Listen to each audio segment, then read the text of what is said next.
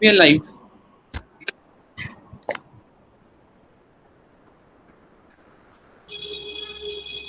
So, good evening, everyone here. Of course, good afternoon to my friends in Europe, and good morning to my friends in America who have joined in to hear Professor Hans Saussy today.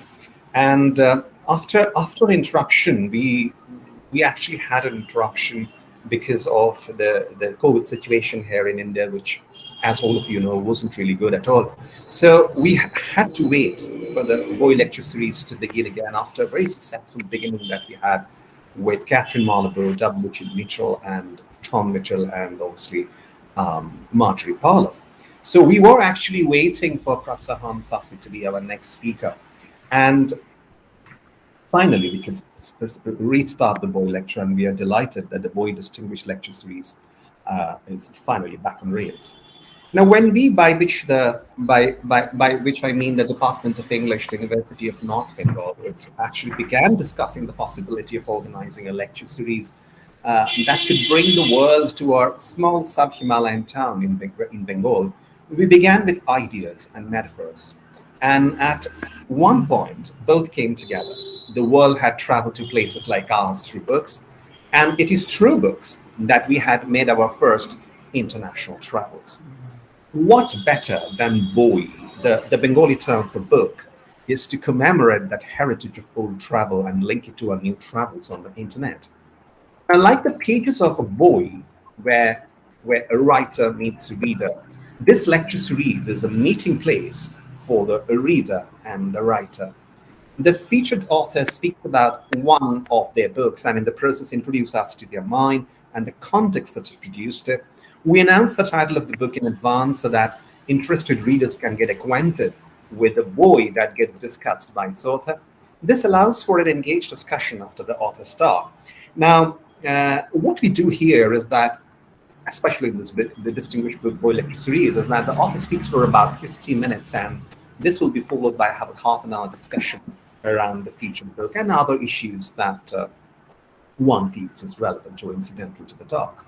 So you can type your questions in and comments, and our team will collect them and ask the author after their talk. So I hope the Boy Lecture Series, which features books that have impacted the field and changed the humanities, will also of interest to anyone who has picked up a book and looked at it with wonder, imagining how it came to be. Now, with a lot of delight and with of course, with great amount of satisfaction, we welcome all of you to the fourth distinguished lecture under the Boy Lecture Series that we formally inaugurated on the 20th of January this year with Catherine Marleau. Now, our distinguished speaker today is Hans Saussy, the university professor, University of Chicago, with appointments in comparative literature, the Committee on Social Thought and East Asian Languages and Civilizations. Elected member of the American Academy of Arts and Sciences, Professor Saussy's oeuvre includes many books authored and edited. Among them include The Problem of a Chinese Aesthetic, published by Stanford University Press in 1993. Importantly, it won the Rhetorical Prize for the American Comparative Literature Association. And then a brilliant book by the Ethnography of Rhythm, the Orality and its Technologies, coming out from Fordham University Press in 2016. Then The Great Walls of Discourse and Other Adventures in Cultural China, that was, of course, a Harvard East Asian monograph published by the Harvard University Asia Center. Then, of course, what all of us will be waiting for is the making of barbarians outside Chinese literature. That's forthcoming from Princeton University Press in April 2022. But the book that is in focus today is Translation and Citation, published by Oxford University Press in 2017. And this book, too, has won the Rhetorical Prize from the American Comparative Literature Association. Now, scholar and thinker apart, on a personal note, let me put this statement here before Horn takes over, that here we have a lovely soul, a fine mind, and with a very generous heart. So over to you, Horn. Thank you. Well, you're very kind, and I'm immensely flattered to be giving this talk in the series. I would like to think that someone found me to be a suitable boy, as Vikram Seth would have put it, and it's a pleasure to turn back and think about this book, which is already 4 years old, and to look at it from a different angle. I thought I'd perhaps show you the cover as a way in. I don't talk about this in the book, and let's see. It looks like we have a little bit of a reflection on the surface. Yeah, the cover image. I'm not sure if you can see it very well. The cover image is taken from a series of pictures by my friend Mel Chin, and it depicts a Chinese scholar doing calligraphy on top of what looks like a lute, right? A musical instrument. But when you look more closely, it turns out that the musical instrument is an aircraft carrier. And then there's an abacus, there are strings of words. The way that this image was made, it was part of a task that Mel set himself. He found an old encyclopedia from the 1940s and decided to use the images in the encyclopedia to make collages. And he set himself some rules. The images all had to come from the same letter of the alphabet. And why this is relevant is that my model of how translation works is a little bit like collage. That's one of the things I was trying to say in the book. So just because cover images, we're always told not to judge a book by its cover, and of course that's good advice. But in this instance, I would urge you to judge the book by its cover because Mel Chin's image is so fine. So anyway, this book called Translation as Citation, it's constructed as a sort of novel with two plots. One plot is a theory of translation developed through examples, and the other plot is an account of the ways that one book in Chinese, the Zhuangzi, a philosophical book, has been the vehicle for Chinese interactions with other cultures.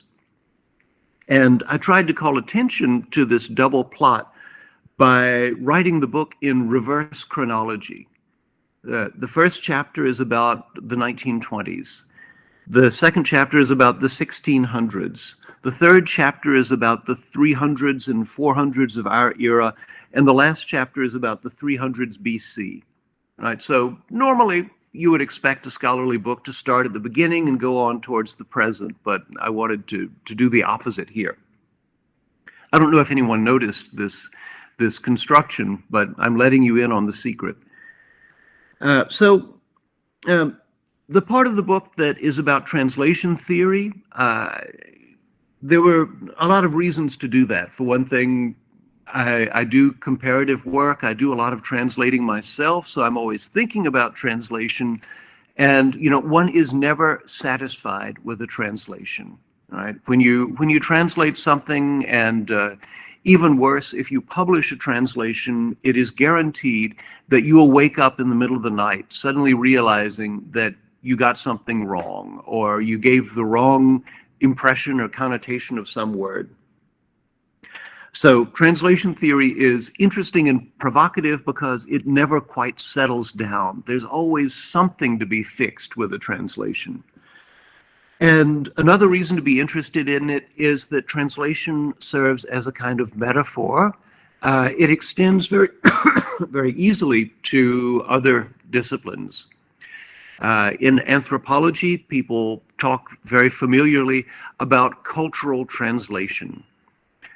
People also talk about translational medicine, meaning taking lab research and applying it to the needs of human beings. So in some sense, I think a lot of us think of translation as being somehow the medium in which we live our lives. Right? All of us who participate in more than one culture probably have that feeling. And so in the States anyway, there's a translation domesticating or foreignizing. And I'll just concentrate on Venuti for the moment because he makes the sharpest case in this regard. And his book dates back 30 years, so it's had a chance to permeate the discourse, to become familiar to a lot of people. The idea behind the book is that translators have an ethical responsibility to respect the foreignness of the text that they translate. And the conventional properties that cause people to think of a translation as good, meaning that the translation is smooth, it's idiomatic, it's fluent, it doesn't read like a translation. All those properties for Venuti are actually shortcomings because they serve to disguise the foreignness, the remoteness, the alienness of the text that's being translated. So in Venuti's way of thinking, this kind of translation that editors at presses tend to like should become a kind of guilty pleasure, something that we're not proud of ourselves for liking. Indeed, translations that domesticate, as he calls it, are, in his view, compromised and compromising. He would rather have translations that are rough and abrupt and that defamiliarize, right? That cause people to know that they're reading a book that is a translation. Well, I can see the reason for making this kind of case, right?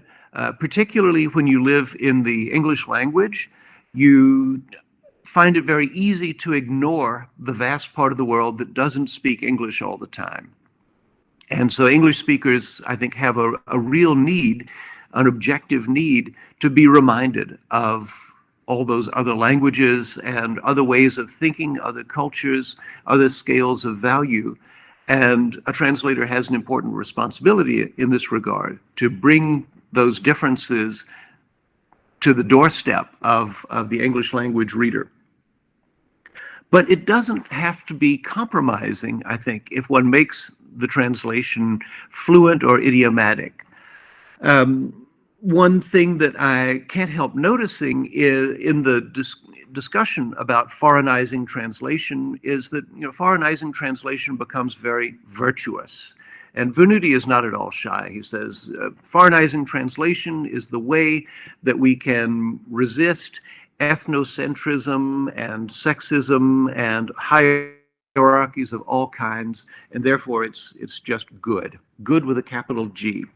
But in the American language and culture, this goes with a kind of Puritanism, I would say. Right? There's an attitude in this country that you must eat what is good for you, and it must not taste good.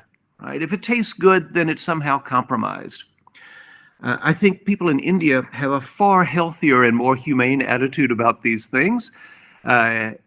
People in India decided in their majority long ago not to eat meat products for ethical reasons, and they made sure that what they ate still tasted good. In fact, tasted even better than what they were eating before.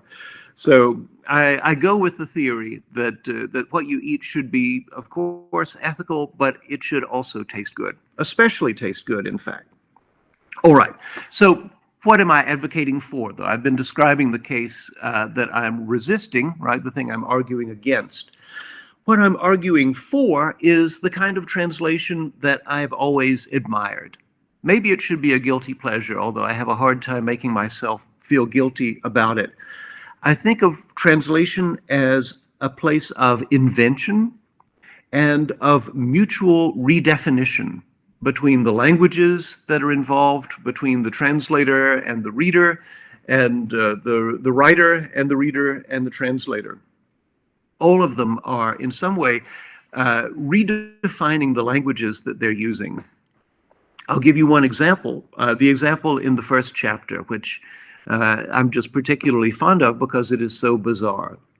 So everybody knows the great French poet Charles Baudelaire, right, who lived from the 1820s to the 1860s, and his great book, The Flowers of Evil, Les Fleurs du Mal, contains a lot of very shocking stuff, right? He's always talking about venereal disease and visits to prostitutes and getting drunk and doing bizarre and sadistic things against a background of Parisian urban activity, and the gap between rich and poor, and the parts of the city that are being destroyed and rebuilt, and so forth.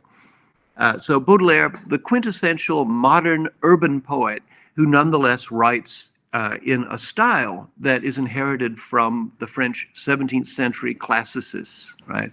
If you simply translated Baudelaire into everyday realistic prose, you would miss this peculiar flavor that comes from his highly traditional versification and his highly untraditional subject matter. So people notice this about Baudelaire early on. There is one poem of Baudelaire's that became almost proverbial. It's a poem in which the poet and his lady love are walking through a park or a forest, and they come across the decaying corpse of some animal covered with flies, and it's buzzing and it stinks, and the poet's lover almost throws up, and he stops and makes a detailed, wonderful description of the process of decay and the activity of all the flies and so forth. And then, in a rather uncomplimentary way, at the end says, "And you too, my dear, you will be exactly this kind of stench and corruption one day, but not my poetry, right? My poetry will survive. It will live forever." And so this poem, which is very perverse and mixes disgust and beauty in a really unheard of way, is practically the first poem of Baudelaire's that was translated into Chinese. The Chinese poet who did the translation, named Xu Zhimo, had the wild and crazy idea of using language borrowed from a Taoist philosopher of 2,300 years ago, Zhuangzi, to translate it. So the translation has these phrases that are borrowed from Zhuangzi and are recognizable. And one of them is the phrase "yi yue," which means strange music. There is, in fact, exactly that phrase in the Baudelaire poem where he talks about the flies on the decaying corpse making a strange music of buzzing this way and that. And so the phrase in Zhuangzi is about the way that the wind blows through the forest and makes all kinds of uncouth, horrifying sounds, and they're alien to any human music, but this is the music of nature. Right? And so Xu Zhimo compresses these two passages together and makes Baudelaire, the 19th century French poet, speak in the language of a Chinese philosopher of the 3rd century BCE. So that's very strange. If you were calling this a translation, it becomes peculiar because it seems to make Baudelaire speak in an idiom that is not at all his idiom, right? Baudelaire was not a Taoist philosopher. If anything, he was a kind of a tortured Catholic, and tortured Catholics and Taoists don't have a whole lot in common, right? Taoists are interested in accepting the universe exactly as it is and putting aside all human preferences and all moral codes and so forth. So not quite the same mission as Baudelaire. So what's achieved by this translation of Baudelaire into ancient Chinese philosophy it's a kind of a double estrangement. Baudelaire becomes strange to himself. He no longer looks like a 19th century lapsed Catholic French poet. And Zhuangzi becomes strange to himself too, because he now enters into a very close relationship with this alien modernist poetry. Modernist poetry, by the way, was one of the newest things in China of the 1920s. The translation I'm referring to was first published in 1924, just at the moment when Chinese writers were discarding the classical language and beginning to move to the to the modern vernacular language in their poetry and prose. So at a moment when everything is up for grabs in literary style, Xu Zhimo makes a grab for something in the classical tradition in order to present what you might call the most modernist poet of all. So there's a double estrangement. Baudelaire becomes strange to himself, Zhuangzi becomes strange to himself, but there's also a weird kind of intimacy, because this phrase cited from Zhuangzi is very familiar to the Chinese readership, right? So in reading the foreign text, they also have a kind of a recognition, right? A simultaneous estrangement and recognition. That's the effect that I think is most powerful here. And this is not easily accounted for by this bipolar idea that one is either doing foreignization and being uncompromised, or one is doing domestication and turning everything into average, familiar language. This translation does both of these things at the same time in a way that I think cancels out the polarity. All right, so that's what I like. I find this extremely ingenious on the part of Xu Zhimo, the translator, and he's not the only person to do this. The kind of translation I like is ingenious in reusing devices that existed in one tradition in order to represent another one, right? And the reasons for doing this, when this happens periodically in a tradition, are various. I might call it a kind of opportunism. And of course, opportunism has a very bad reputation. So maybe this will be good for the people who want to moralize the question of translation. You don't want to have to live in a world where you're surrounded by opportunistic people, do you? And yet, translation, in my view, is somehow separate from good and evil. It can afford to be opportunistic. Let me move to another case. In the second chapter of the book, the first Catholic missionary, a Jesuit named Matteo Ricci, who came to China, the first one to come to China, was trying desperately to find a way into Chinese society. Because obviously he was a foreigner, he looked very strange, he had to learn the language, and Ricci was definitely some kind of linguistic genius. As Jonathan Spence, one of my teachers, revealed, he used the medieval and Renaissance technique of a memory palace in order to memorize vast amounts of information from China and then represent them so that he could do all kinds of incredible acrostics in his head while speaking. He was some kind of linguistic genius. But coming to China, he had to have some sort of identity in order to fit into Chinese life. And so when he arrived, he learned that there were, in fact, some people who did not marry, some men and women who did not marry, and dedicated themselves entirely to the pursuit of religion. So his first thought was, all right, I'll be one of those people, but I'll explain that my religion is a different one, but I'm like those people. Those people being Buddhist monks and nuns. But it wasn't long before he realized that the Buddhists were on the edges of society.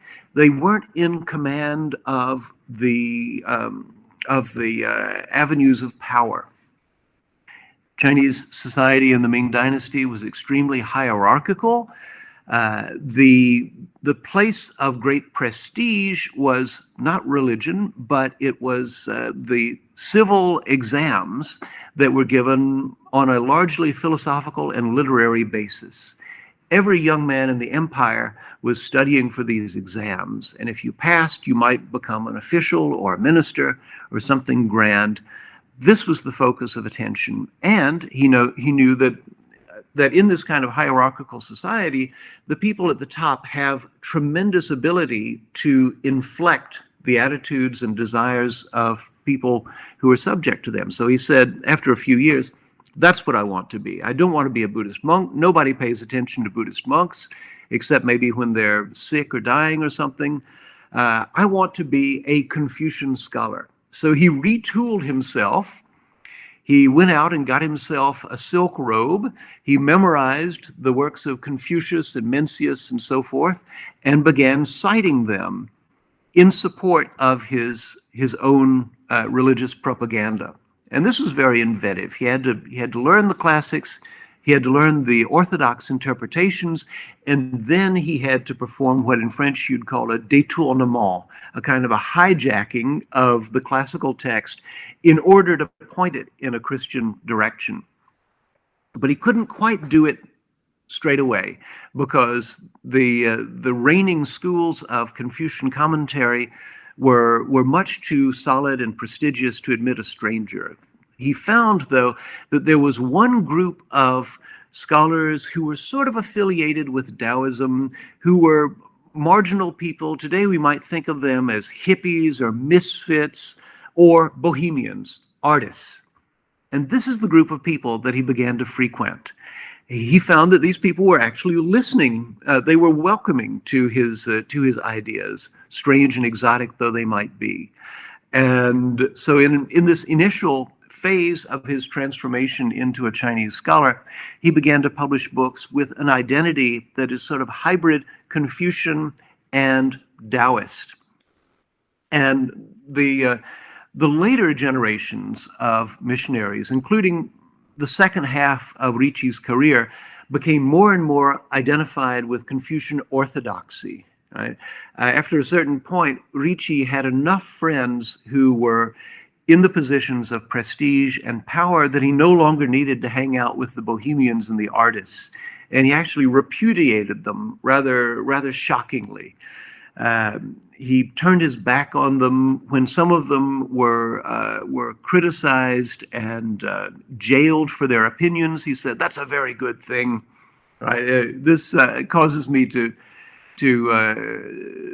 shake my head and lament the opportunism of Matteo Ricci. But in this early moment, when he had a sort of a quasi-Taoist identity, Ricci's work was loaded with quotations from the Taoist classics. And the interesting thing about this is that subsequent editions of Ricci's works in Chinese pass over these quotations in silence. They're only interested in the Confucian quotations, presumably on the grounds that this makes him look good. So anyway, so I was developing this as another case of translation where you're appropriating something in the culture that you are translating into and behaving as if your new message was always already there, right? So Ricci is behaving a little bit like Xu Zhimo in translating Baudelaire. And then I take it back another 1,000 or more years to the greatest moment of translation in Chinese history, which is the introduction of Buddhism. And of course, Buddhism comes through Central Asia, not directly from India so much. It was filtered through Sogdians and Tokharians and other peoples who were in close trade relationships with China.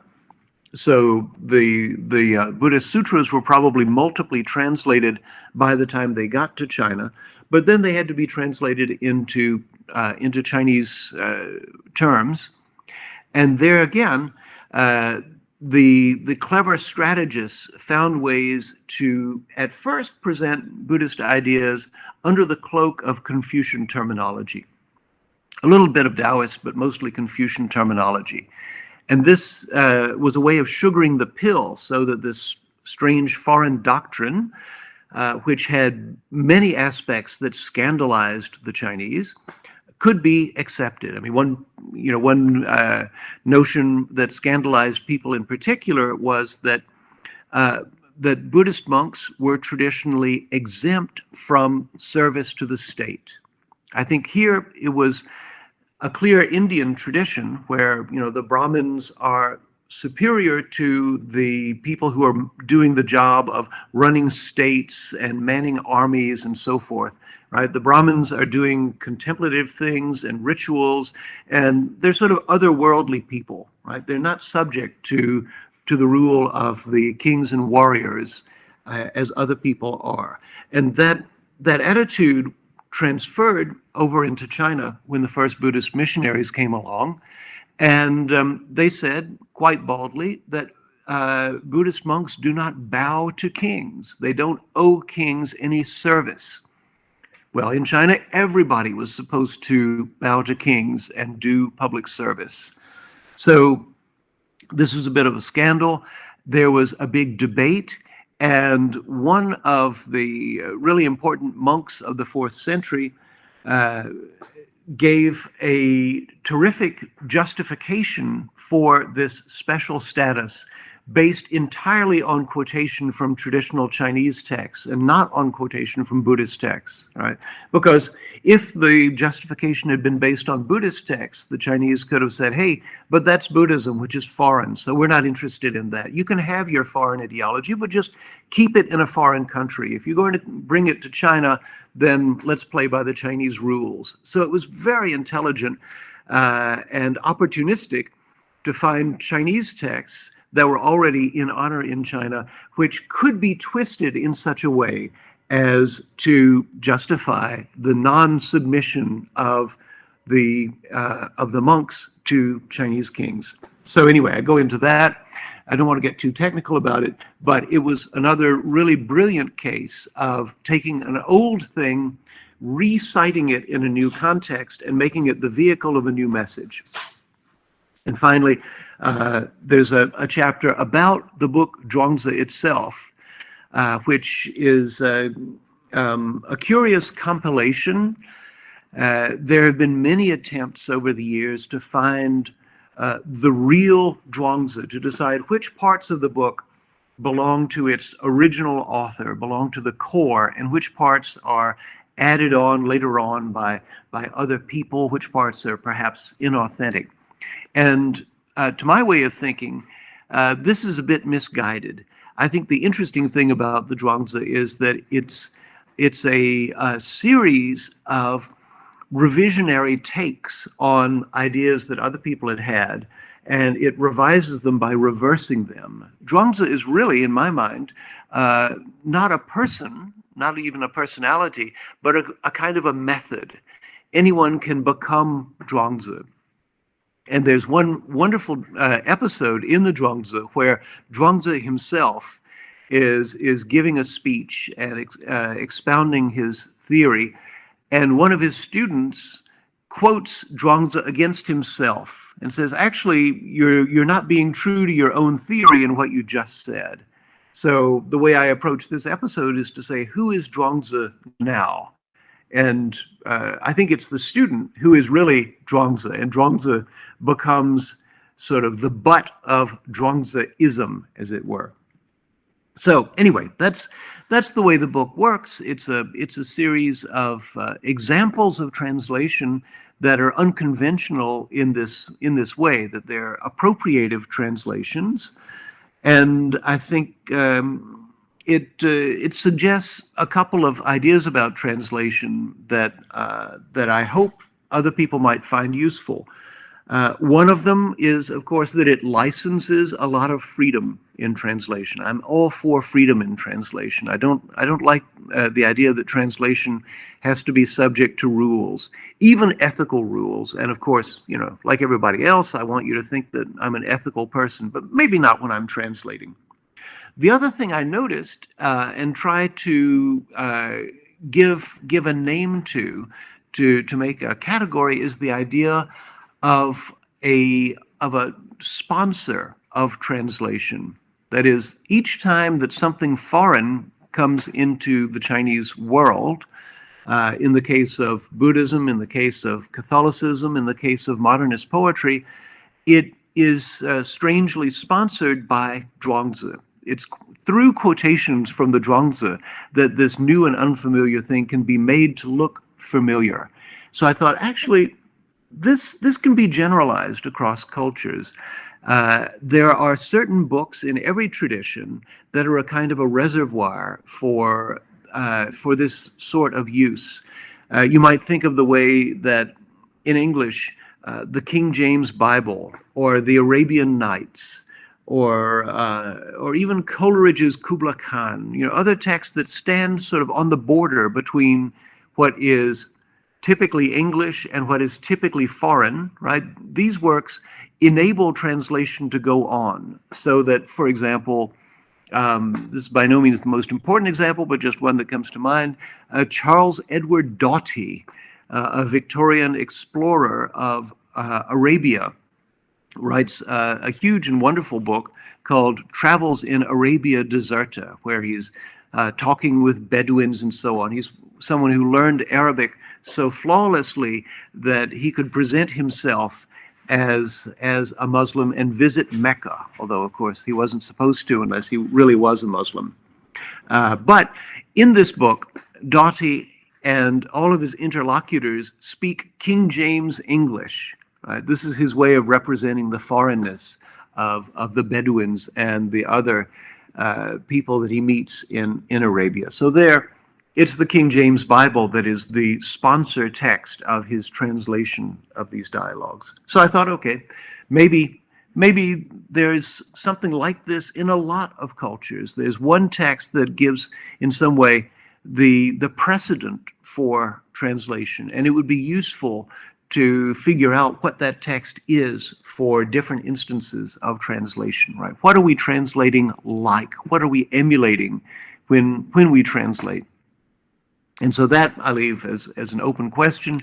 If other people find that a useful model, I would be very happy.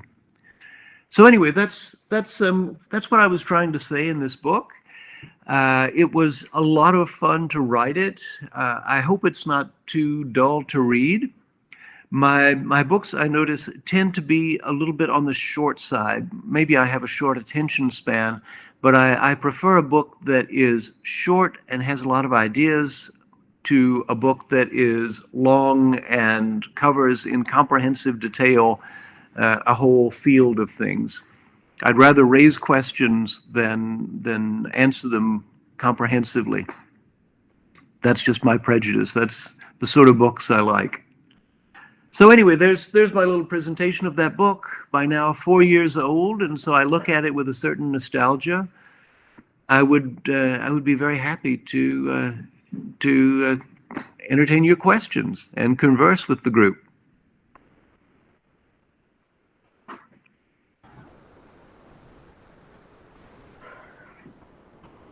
That's wonderful, Han. Thank you very much. That was wonderful. There was lots of things that maybe that I can begin the discussion before others can join. Please do. So I was thinking about, of course, you have been such a prolific translator, and you have been working in this area for a long time, and a major exponent actually of translating lots of work from Chinese into English. So, do you find my first, that's a very curious question, of course. That's kind of a response that I would like you to give me or give us, is how do you see your first book that you wrote on the Chinese aesthetic and your writing of this translation? Do you see a trajectory? Do you see a kind of a travel that you have encountered or a travel that you have undertaken over the years? Do you find any connection? Would you like to connect the two? Yeah, I'm sure there are a lot of connections that I myself would be unable to see, but one of them is rhetoric, right? The way the way that people use language for persuasion. There was an existing way of talking about Chinese poetry that was solely focusing on the content, I think, right? And so people, they decoded the imagery in order to get the message. And I felt that the imagery and the message didn't cover what was most interesting. What was most interesting was the rhetorical stance of speakers. And so one way that this comes to the fore is that there are traditions of commentary on ancient Chinese poems that to our eyes seem wildly mistaken. The poem says one thing or seems to say one thing, and the commentary insists that it says a very different thing. And so in modern times, people have just rejected the commentaries. They said, no, these people were just blinded by some sort of ideology. That's why they said things that were mistaken. But I thought that's probably not the whole story. It's very possible. And I mean, as I kept on writing, I became more and more persuaded that the writers of the commentaries were aware of what they were doing, that they were twisting the poems and they were experimenting with giving them different meanings. And so that was the way that book worked. And you can see how in both cases there's a process of citation and repurposing that's going on, right?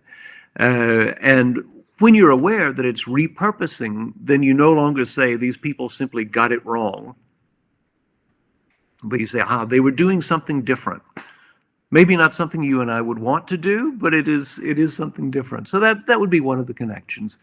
And of course, always when you're dealing with with classical Chinese and translating it into English, there is a lot that is very undetermined, right? Because the semantic worlds are very different. The terms are specific to one culture, and you drag them over to a different culture, and they may not seem to mean the same thing at all. There are a lot of pitfalls there, but pitfalls are also something that make our lives exciting.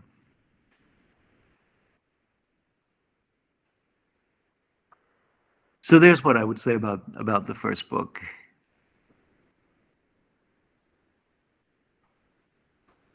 Oh dear, you know what?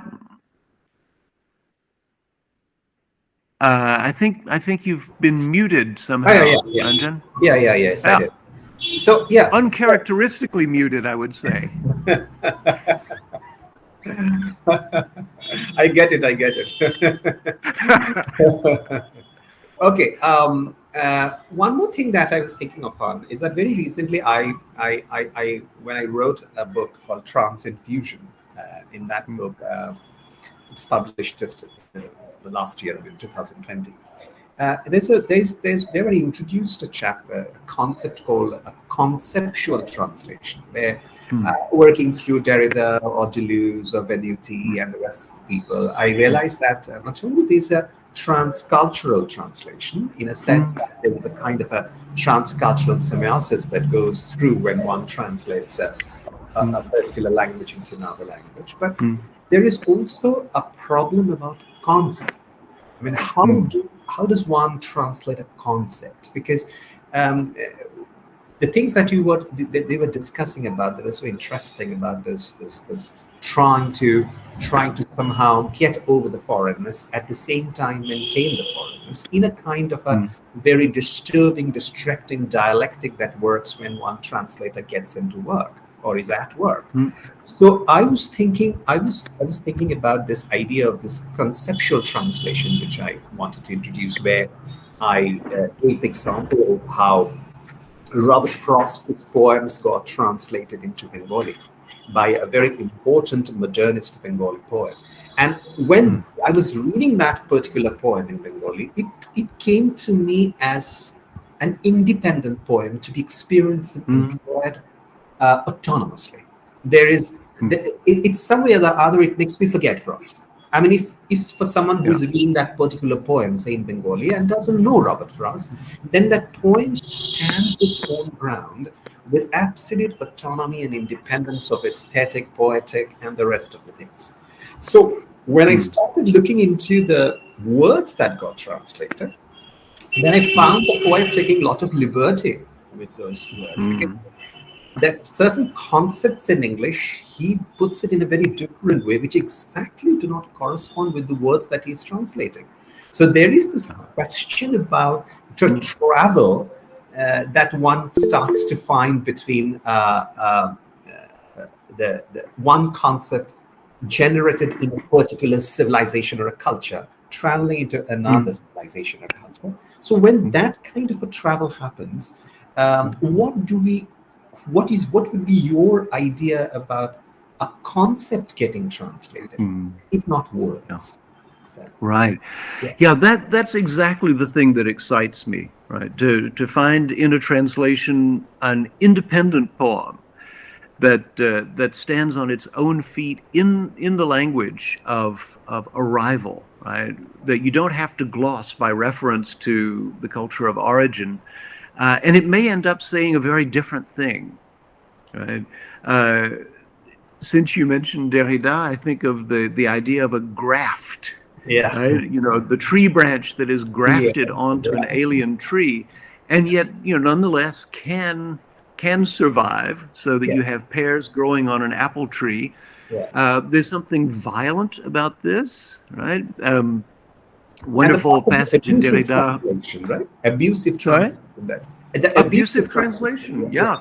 yeah. Catacresis, Yeah. to give it the classical Greek name, right? There's something violent going on here.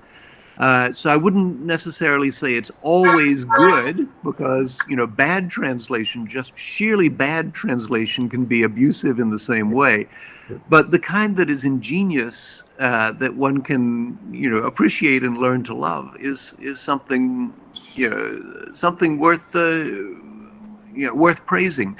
Another familiar example would be Ezra Pound's translations from Chinese, which weren't translations from Chinese at all. He was editing notes taken in English by an American professor of fine arts who had lived in Japan, Ernest Fenollosa. And so, without knowing any Chinese at all, Pound was able to take from these notes something that then produced some exquisite English poems. And exactly how they relate to the Chinese poems has always been a devilish question.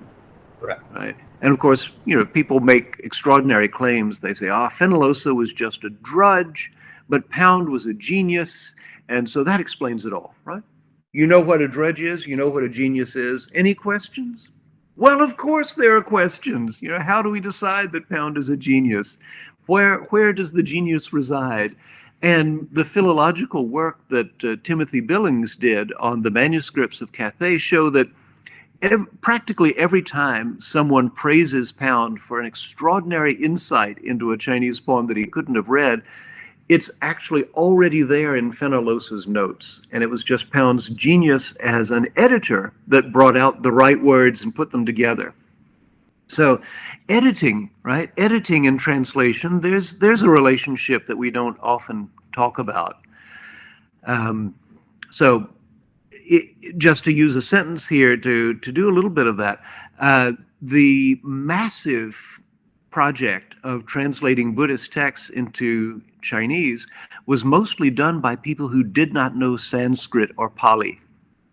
They had native informants, and they edited a paraphrase in Chinese of what the native informant had said.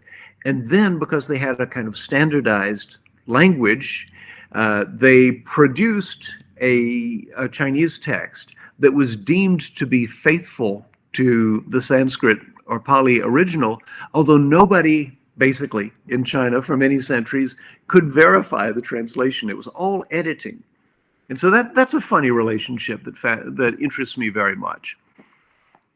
And you know, you of course, you've done a lot of editing yourself, so you know how close it is to a kind of a midwifery, right? When the author is almost there, but you as editor just have to do the extra bit of pushing and pulling and removing the unnecessary words, and then the author can take the credit for genius that was partly the editor's.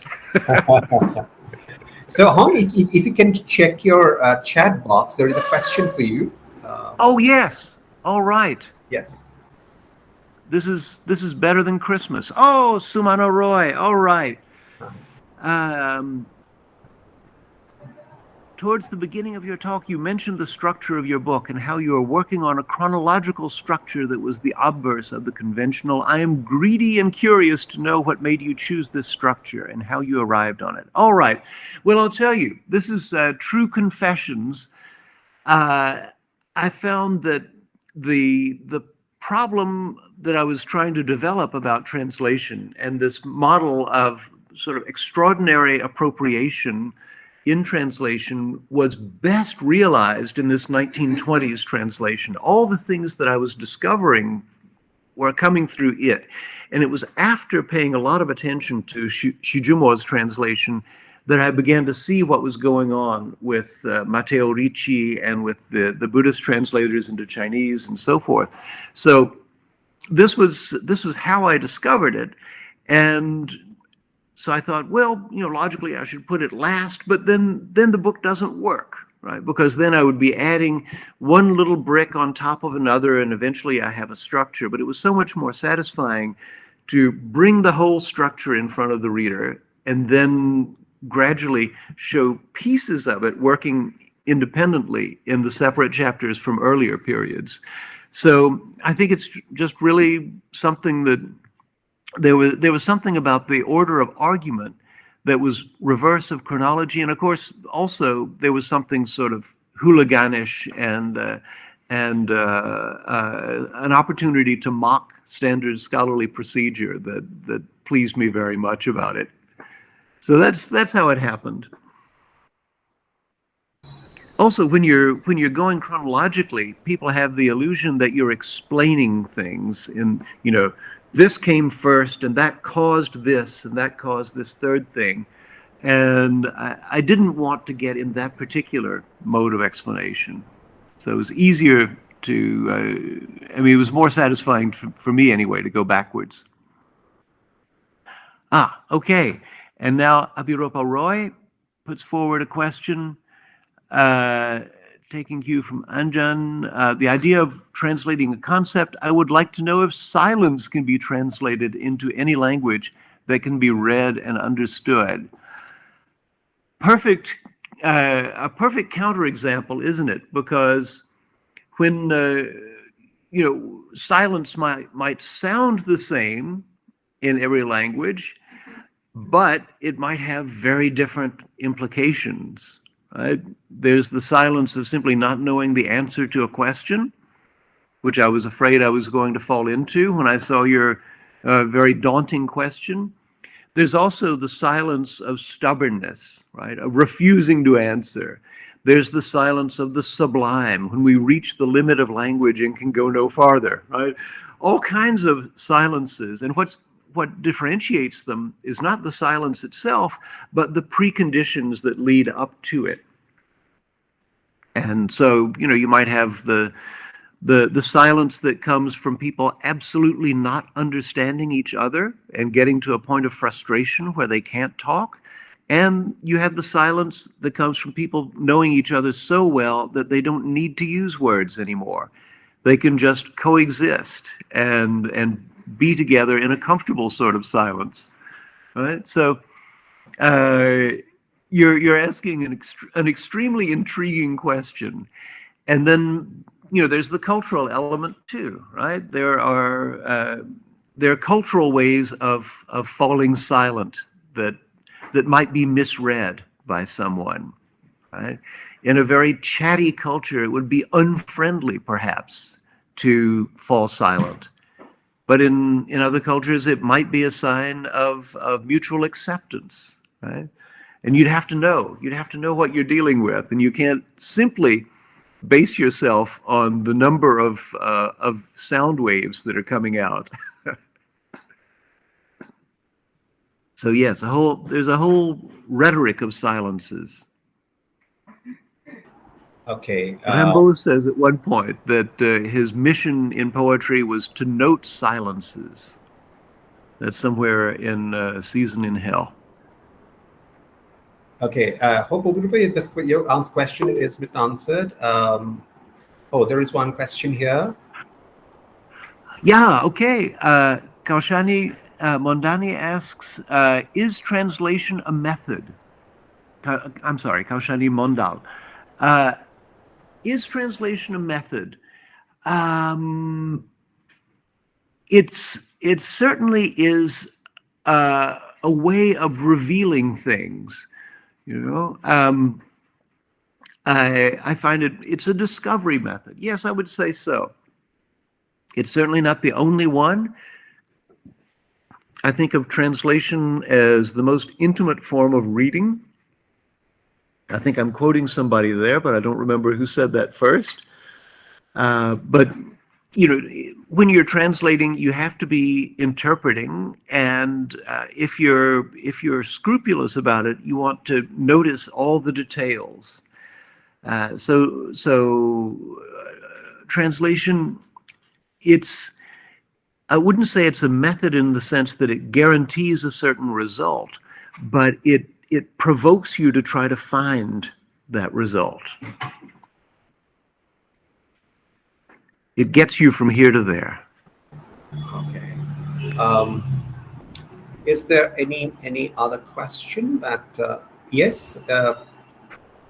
Yes, please ask it. Yeah. Joy Das's question. I would like to know if. Yeah. Okay. If ethnocultural art can be translated in other languages in its totality. I think not in its totality, but there's another funny phenomenon that writing this book caused me to notice and pay more attention to, and that's that languages are always borrowing from one another. Right? We speak as if languages have boundaries, and as if you've got Hindi over here and English over there, and the translator takes a piece of something in Hindi and manages to get it over to English. But in fact, in our daily lives, I'm sure you do this just as I do, our languages are always mixing and commingling and doing things to each other, right? So we have lots of words in English that came from outside. Just to be absurd about it, I'll mention mango, right? The fruit, the mango. Well, it's not a fruit that grows in England. Somebody brought a mango to the shores of England. Someone else said, "Hello, what's that?" And the answer, it could have been, "This is an Indian apple." But that would be a very unsatisfactory answer. So someone said, "It's a mango." And the answer still had to be, "What's that?"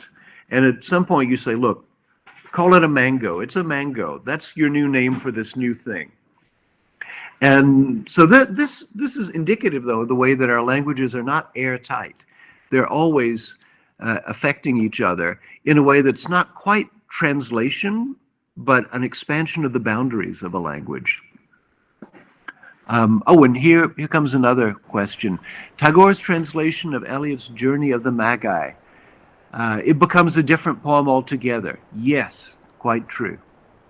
And then there's Buddhadeb Basu, a pioneer Bengali poet, while translating Baudelaire, actually could not maintain the complicated structure of La Fleur du Mal properly. That's very possible. I would love to know more about how it was done, because I'm sure in translating Baudelaire into Bengali, there were some features that did not just echo the French, but appropriated something from the Bengali tradition. In English, by the way, it was a long time before we had good Baudelaire translations, because the language of Victorian verse was no good for rendering Baudelaire. It made him mushy and sentimental. And what had to happen was that modernism, with a rhetoric of somewhat colder, harder language, which was learned from Baudelaire, modernism had to become a recognized style for people to begin translating Baudelaire into that sort of language. And people like Roy Campbell, for example, I think made the first more or less successful efforts. But when people like Arthur Symons or Charles Swinburne translated Baudelaire, they just missed out, I would say, completely. So I would love to know more about the Bengali translation of Baudelaire. There's a wonderful book about Hungarian translations of Baudelaire, and I don't read Hungarian, but the book is very illuminating about how these work. Why did I choose the title Translation as Citation? Well, I was thinking about one kind of effect. and that is where you're reproducing something that still remains alien, right? And you can cite it. We do this all the time. Again, kind of like the mango there, If I wanted to talk about karma in English, well, the easiest way is simply to cite the vast Indian literature on karma.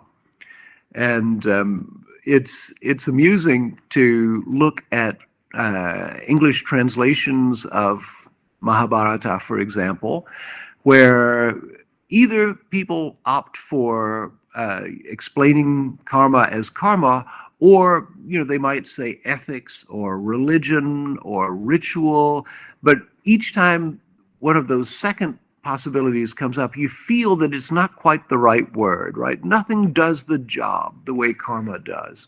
But that's citation rather than translation. So in a way, citation is what happens when translation is failing, but what happens then is something different, and it's the expansion of the language, right? We would be much poorer in English if we didn't have karma and dharma and many other words that we had to borrow from other people who were better informed than we were. What happens when theories are translated, asks Jyotismita Sarkar. Very good question. Of course, they take root in new ways, right? I'd like to cite a memorable piece by Edward Said called Traveling Theory. I've experienced a little bit of this in my own life because I got a good part of my education in France and was also in graduate school when French theory was the great big thing that was going on. And I couldn't help noticing the ways that Foucault and Derrida and Barthes and Lévi-Strauss were becoming different in the act of being translated into the American situation. Here, it's not so much a matter of the language, although it's partly that, as it is the cultural situation. And people still have trouble understanding some of the stances of Foucault, for example, or of Derrida. They see it as paradoxical that Foucault, who was against articulations of grand principle, could nonetheless take up the cause of human rights, for example. People say, but this doesn't sound like Foucault. But, within the French context, it was entirely understandable because his version of human rights was against the domination of the state. But, the omnipresent French state isn't visible to Anglo-American readers in quite the same way. So his motive for taking on these combats in favor of prisoners and other people just wasn't transparent. And so there was a case where the theory didn't completely translate, and it was as a native informant or somebody conversant with French life that you could explain Foucault's activities a little bit better. So I think there's something always unpredictable and often quite wonderful when theories are translated, right? How, I don't know, Chinese medicine becomes part of American culture, for example. It's an enrichment, but it's also a rerouting, something odd and strange. Let's see. Okay, sharing about upcoming translations or works.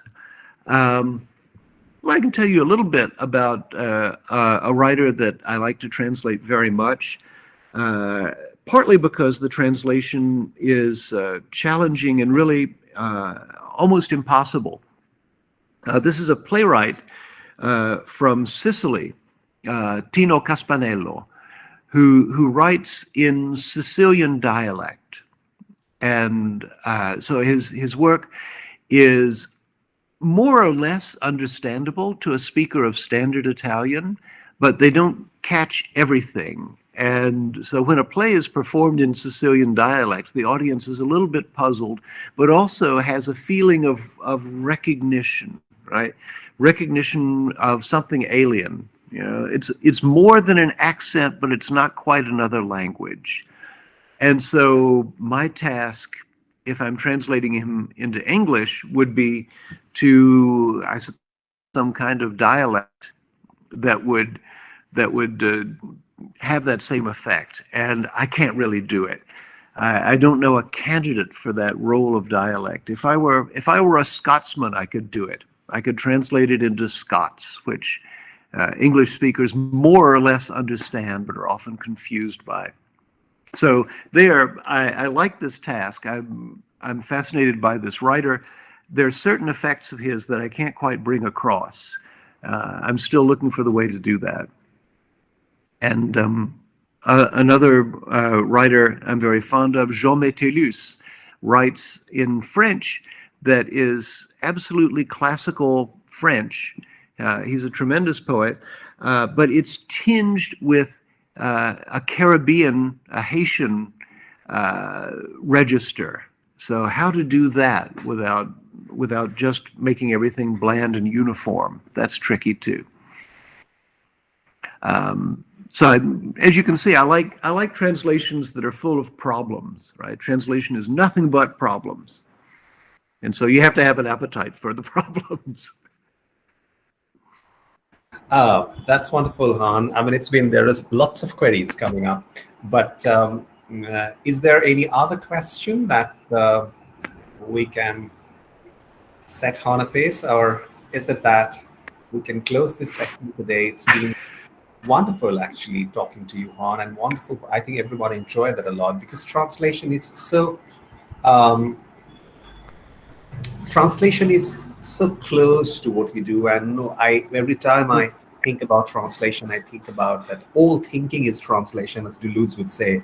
So it is something that every time we think about something, every time it's a theory or a concept or a semantic or syntactical, every time we think about it, translation keeps on happening. So it's been a great delight, a great privilege, and probably a great joy to have you here, Han, and talking to us. And we are so happy that I am personally very, very happy to have you here and for this Bowie lecture series. And it's been working. It's been on the anvil for a long time, and we have been just juggling around dates, and then the COVID struck, and it got interrupted. We got derailed. We came back.